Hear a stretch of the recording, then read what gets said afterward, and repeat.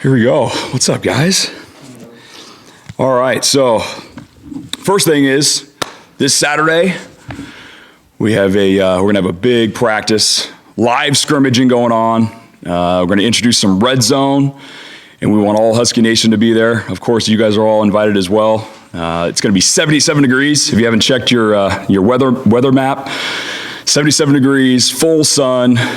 No golfing. You got to come watch us practice first, and then you can do a golf. All right. But we want all Husky Nation to be there. 10:30 to 12:30. A lot of live scrimmaging going on. You're going to see a big time competition on both sides of the ball. Should be a lot of fun, and hope you see you guys there Saturday. And then one more note here, and make sure you sign up at GoHuskies.com. Make sure you sign up so you guys can make sure you pass your attestation and get into Husky Stadium, sit in the sun, enjoy some football for 2 hours. And then one more announcement here is, it was just unfortunate that Rich Duden had 2 false positive tests the opening of spring football. That's the reason he missed a couple practices. We think we've solved the issue, but it just reminds us that we're in the middle of a pandemic, and we still got to jump through a lot of hoops and to make sure we get guys to practice every single day. And so we're glad Rich is back, and he's coming in phenomenal shape, and he's doing a really good job, and hopefully he won't miss any more practices here moving forward. So with that, questions? Yeah, with what you just did today, it was kind of that mix at the end of lot and rap or thud, tempo, whatever you want to call it. Was there some rhyme or reason to how you wanted to do that? Was it just short yardage or goal line, or what was it? Yeah, no, we're always trying to protect our team, and we of course got to get some live tackling in. We've done more live tackling in the last year and a half than we ever have around here. I really believe we got to go out there and practice real football as much as we can. But at the same time, we can't just tackle live every single play, or else we're going to run out of guys and we're going to get everybody injured and not make it to the season. And so, there's a little bit of a science to it, but to go back and forth between our rap tempo and our live tempo keeps the guys safe. But at the same time, gets their pads popping a little bit on a couple of live reps, and then dial them back to the rap tempo, staying on our feet. And I'm really proud of both sides of the ball. We have some extraordinary competitors out there, and they want to go out there and make some big plays. And for them to have poise and make sure they stay on their feet, I give them a lot of credit. Let's just make sure they continue to do that Friday, and then especially Saturday when the pads are really going to be popping on Saturday. How important is Eddie Ufoscio's presence, both with his play but also just the leadership and the example he's bringing? That's exactly what you said right there, Mike. His leadership. He embodies what a dog is. He is a big-time person, but a big-time football player. He is fought for every rep that we've given him on special teams and on defense. He fought and clawed to get on scholarship. He fought and clawed to be an all-conference player. And you can see the look in his eye, the determination. He wants to be better. He wants to be a better Eddie this year than he was last year and the year before. And that's what we are all about around here, is constant state of growth and development.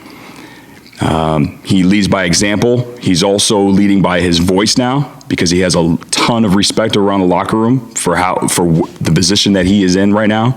And you can see that he is not resting. He is competitive as all get out, and I'm glad he's a dog. Saw some drops from the receivers today. When do you start to become concerned that this is getting in their heads a little bit? You saw some big plays too. I saw you guys kind of come in here early, some big plays down the stretch. So it's not a concern whatsoever. Of course, we would love them to catch every single ball. Tight ends, running backs, receivers. There's no camp that's going on in the country right now that doesn't have a 1 drop or 2 or 3. That's why we practice. And we will work through those drops every single practice, and hopefully they continue to get better. And that's why we go out there and practice. What do you like about Dom Hampton at safety? Yeah, there's a lot to like about Dom Hampton. He's the light has finally clicked on for him. He's really immersed himself in the playbook and the details. But his size, his speed, his strength, his physicality, we really like at safety. The scary thing is he is so fast and athletic that he could still play corner, and we will still bounce him out to corner if need be. I'm excited where he's at right now. We're still only in spring ball practice number 5, and we got a ways to go, but he's off to a tremendous start. Jimmy, lots of flags in the secondary today. Was that just technique, sloppiness, or whispering in the officials' ears to call it over today? Yeah, well, especially, no, and you saw a bunch of them in one-on-ones. And usually in one-on-ones, the flags are always flying. It's a spotlight drill where everybody knows where the ball's going. There's no secret. And usually this is only the second time we've done the one-on-one drill. The DBs usually get a little handsy because they don't want to get beat. And especially when we got a huge audience out there, and it's just one guy going, they don't want to get beat, they don't want to get embarrassed, so they start grabbing a little bit. When we shift over to team sessions, I don't think you saw as many flags, but usually during one-on-ones, they're just scrapping and clawing and competing, trying not to get beat, and that happens every single camp, every training camp, every spring football. Hey, Jimmy, with the flags and how the officials run the practice, is that something where you just wait until the film to clean it up with the guys, or are there some things that you actually want to teach them right there and then in terms of how do you approach that kind of thing with the officiating? Yeah, so I get a list of all the penalties that were called, and of course all the procedure penalties, those get handled by their coaches right at the end of practice. And you guys are in here, but there's certain things that you can't do, and there may be some extra things for those guys to do after practice when they have procedure penalties, offsides, or procedure penalties on offense. But a lot of the other stuff, the holding, anything like that, we just coach off of film. When the periods are scripted, we don't enforce the penalty because obviously the ball is just going to stay in one spot. But when we finish in a scrimmage format, all the penalties will be enforced just like they would during a game. What do you see with Mark Redmond, what he brings to the table? Very long, really soft hands. He's smart. We have a lot in very early here on offense for practice 5, and for a guy that's only been here for a little over a year. He's been able to absorb it extremely well. Mark's got a bright future. He's just got to keep grinding and keep working. Made a bunch of really good catches out there today. I'm sure you saw. I'm excited about his future. Well, Jimmy, back to the safeties, not let alone Dominic Hampton. Seems like a lot of guys are getting in and out of there. I just saw Jacoby Covington running with the crew one day, and you've got 3 other starters that are back. How is that battle, and are you just sliding guys in, trying to see how different combinations work? Yeah, we feel like we have a lot of talent at that position, and it's a big competition right now to see who those guys are going to be. And that's what spring football is for. We want to get guys out there, get them reps, who can take the information in the classroom, and then who can go out there on the grass and go make plays. Our safeties, we put a lot on our safeties. They have to be able to adjust, make checks, make calls, and then be able to play really good technique and make sure they make plays on the football and not give up big plays. But I'm excited about that room. The competition is just growing, and we have what is it, 10 practices left here. To see how that room's going to shake out, and plus training camp coming up. But really excited about the depth. Hey, Jimmy, I know you talked about it's a day 5, and you said this is a young team. Overall, how have you seen the young guys kind of adjust to this level, the pace, and kind of what you guys are doing? Yeah, I didn't say we have a young team. I don't think I said that. But so what's your question? How do I see the young guys adjust? Yeah, and I think I don't know I think you said a lot of the guys that are now out there, this might have been, they haven't had a full spring training. Correct. Not so much young as in numerical, but just in Yeah, no, I'm excited. We're getting a bunch of reps. I mean, you guys have seen every practice. We have a bunch of team reps, a lot of young guys that are here for their first time, true freshmen or their transfers. They're getting a bunch of reps out there. And they're getting coached, they're getting taught, they're getting critiqued. And every single day I feel like we're getting better, and that's what it's all about, is just trying to grow and develop every single day. Learn from your mistakes, learn from the guys that are doing it really, really well, and say, you know what, I need to emulate that. I need to do that. Mike brought up Mark Redmond. I know he watches K-Dot. K-Dot does it the right way. You know what, I'm going to try to emulate what he does. And Cade's not going to be perfect. Maybe he makes a mistake, and then all of a sudden Mark's, okay, there's a mistake. I'm going to make sure I don't repeat that same mistake. And that's across all of our position groups. We can take that approach, then every single unit on our team will get better. Jimmy, you mentioned that the light came on with Dom Hampton, you know, and after this first week, is there any other guys where the light has really come on and really broken through the first week? Ooh. Well, JV on Sunday finally figured out the tempo. Okay, the light bulb came on there. I'm trying to think. You're such a broad question, Kim. Can't you narrow it down? You're just saying anybody on our whole team? Defense, the light bulb come on. We got a lot of returning starters. We got a lot of guys that have played a lot of football. And so, you know, Dom was a guy that has not been a primary starter for us. So I'm trying to think of a guy that, I'll tell you what, I'll just, you know, today, hopefully you watch Jalen Polk. That guy was out there making some tough catches and made some big time plays today. And he's been making plays every day. Actually showed him some plays, or the whole team this morning, about a couple plays he made on Monday. And then today he had his best day by far of spring football.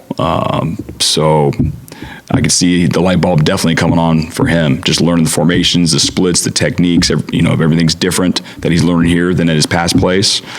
But it was fun watching him go out there and make some plays. Would you want to go this spring with two different groups a lot of times? You know, two different sets of 11 on 11. And where'd that idea come from? So we stumbled on that actually last year during the pandemic. The way we had to practice and we wanted to get guys reps, that was the way we stumbled on that. And I remember we always do like a lessons learned of what was good, what was bad, what do we need to change. And every coach was like, we have got to do that. All the guys are getting reps, and you know, they're able to watch. So the other cool thing is, we'll have one play going on this side, and maybe Dylan Morris did it correct and made the right read, and then the other quarterback on the other side didn't do it the correct way, right? So now there's coaching film. You can put both those plays back to back and go, hey, here, quarterback, this is how you're supposed to read it. Dylan read it perfect. Here was the same coverage, and so on and so forth. So it's been awesome getting those guys reps, and you know, for us as a coaching staff, we just feel like our guys are getting better every day. Coach, any significance to you guys, and maybe not, but I just had to ask, you guys having the W on the side of the helmet? Because usually it's just a plain gold helmet during the spring. Nope. Where's Bart? I don't know. Okay. We're still University of Washington. I know that. There's a W on there. I don't know. Okay. Yeah, maybe Jeff, you know? You want to come up here? I don't know. I have no idea. Okay, sorry. Yeah. One thing I don't pay attention to is all that stuff. I just want guys to tackle, stay on their feet, make plays, make sure they know their information. All the dress stuff, yeah, I don't pay attention. John Donovan went into the process of how you guys looked at Patrick O'Brien and bringing him in.